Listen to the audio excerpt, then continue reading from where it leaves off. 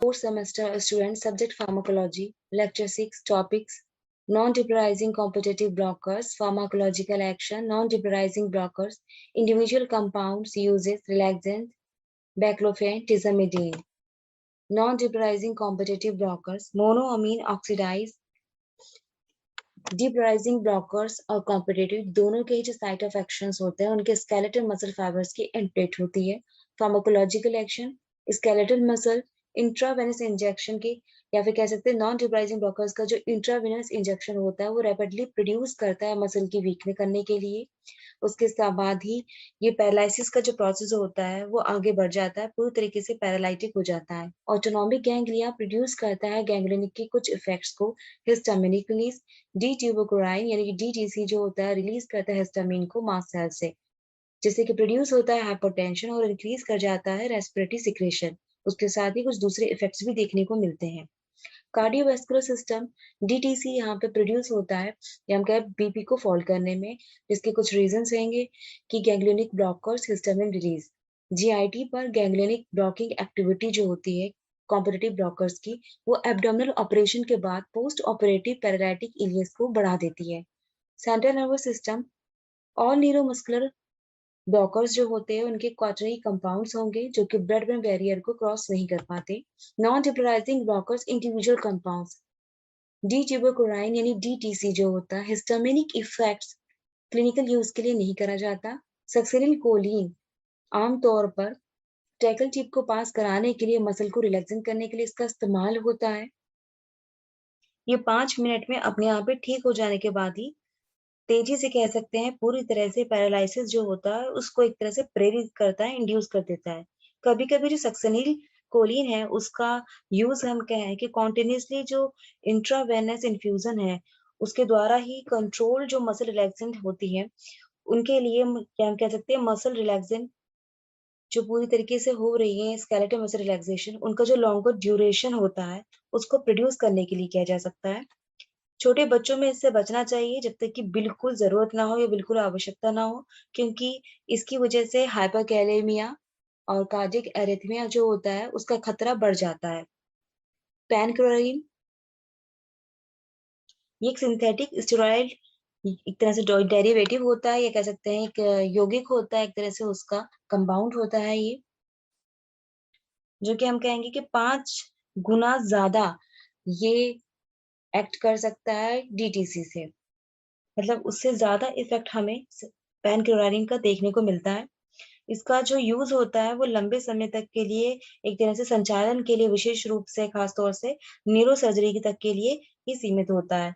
यहाँ पे पाइपरक्लोरामिन muscle relaxant जो होता है वो धीरे धीरे आगे बढ़ता है, मतलब इसकी धीरे धीरे एक तरह से कार्यवाही जो होती है लंबी अवधि के लिए लॉन्गर ड्यूरेशन के साथ में जितनी भी मसल्स होती है उनको रिलैक्स करने के लिए की जाती है. और यहाँ पे जो प्रोलॉन्ग सर्जरी होती है उसमें इसका यूज करा जाता है.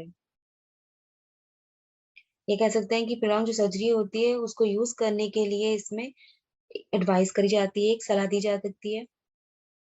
डायरेक्टली एक्टिंग मसल रिलैक्सेंट, डेंजोलिन एक directly acting skeletal muscle relaxant होता है जिसका यूज करा जाता है फुल मिनट हाइपरटेंशन के ट्रीटमेंट के लिए, उसके मैनेजमेंट के लिए. फुल मिनट हाइपर मेटाबॉलिज्म जो होता है स्केलेटल मसल का, इसका मतलब होगा यहाँ पे कि लीड कर रहा है आगे जाकर के ये मैलिग्नेंट हाइपरथीमिया क्राइसिस को, यानी कि ये आगे चल के और ज्यादा मैलिग्नेंट जो कंडीशन होती है उसको बढ़ा सकता है. हाइपरथेरेमिया यानी कि यहाँ पे जो प्रोड्यूस कर रहा है हीट को, क्योंकि हाइपर मेटाबॉलिज्म का मतलब ये होता है कि जो ज्यादा बॉडी को में जो हीट होती है उसको प्रोड्यूस करने का काम कर रहा है. बैक्लोफेन,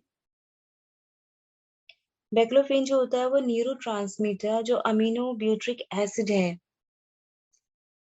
उसका ही एक कह सकते हैं डेरिवेटिव होता है. और ऐसा माना जाता है कि जो ये गाबा रिसेप्टर होता है विशेष रूप से कह सकते हैं जो गाबा बी रिसेप्टर्स है उसको एक्टिव करने का काम करता है, यानी सक्रिय करने का काम करता है. ब्रेन और स्पाइनल कॉर्ड जो होती है उसके काम में जो रिजल्ट आना होता है यानी स्पास्मेसी का, स्पेसिफिसिटी जो देखने को मिलेगी वो नतीजे के तौर पर देखने को मिलती है और उसमें ही इसका कह सकते हैं काम होता है, बहुत ज़्यादा इसका इफ़ेक्ट देखने को मिलता है। इसके अलावा जो इसके साइड इफ़ेक्ट्स होंगे वो होगा drowsiness, dizziness, weakness, tiredness, headache, trouble sleeping, nausea, increased urination and constipation. Tizanidine tizanidine जो होती है वो शॉर्ट एक्टिंग मसल रिलैक्सेंट होती है, जो कि ब्लॉकिंग नर्व इम्पल्स के थ्रू ही वर्क करना स्टार्ट कर जाती है, जो कि आपके ब्रेन तक पहुँचती है और टाइज़ेनिडीन जो होती है वो यूज़ जो करी जाती है स्पेशली किसके लिए? स्पास्टिसिटी को ट्रीट करने के लिए, यानी कि जो लोच होता है, उसको सही करने के लिए, जो कि कहीं न कहीं कंप्लेंट आ गई है पूरी तरीके से कि उसकी वजह से स्पाइनल कॉर्ड जो है, वो हमारी ठीक तरह से वर्क नहीं कर पा रही है। तो उसके लिए उनमें जो है आम तौर पे जो है रिलैक्स करने के लिए इस्तेमाल की जाती है। टेम्परेरी हम कह सकते हैं, ये रिलैक्स करने के लिए भी यूज़ करी जाती है मसल टोन को। टज़नीन का जो एक उपयोग होता है, वो अस्थायी तौर पे हम कहेंगे, किया जा सकता है कि मसल टोन जो होती है, उनको आराम देकर जो लोच हो रही है, स्पेस्टिसिटी हो रही है, उसको ट्रीट करने के लिए किया जा रहा है और इसका जो उपयोग होगा, एक तरह से यूज़ जो होगा, क्लोनाडील के सिमिलर ही होगा इसका, जो पूरी तरीके से तो गाइड करके नहीं बताया गया है इसका किस तरीके से इसका पर्पस होता है मेनली।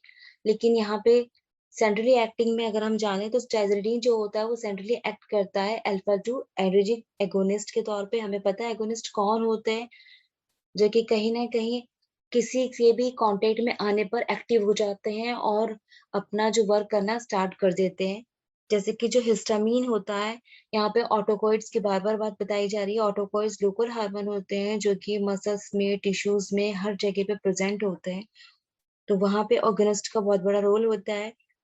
तो ये रिड्यूस कर देते हैं स्पेसिफिसिटी को यानी क्लोज को, जो कि मोटर न्यूरॉन्स के जो प्री सिनैप्टिक इन्हिबिशन होते हैं, उससे ही हम कह सकते हैं इसका काम होगा या उसके द्वारा ही काम हो रहा है। स्टोसिटाज़ोनिडीन जो होता है सिमिलर होता है क्लोनिडीन से ही, लेकिन ये एक पोटेंट की तरह ही काम करेगा ऐसा, जैसे कि ब्लड प्रेशर को लोअर कर सकता है, यानी कि जो ब्लड प्रेशर है उसको कम करने के लिए करा जाता है।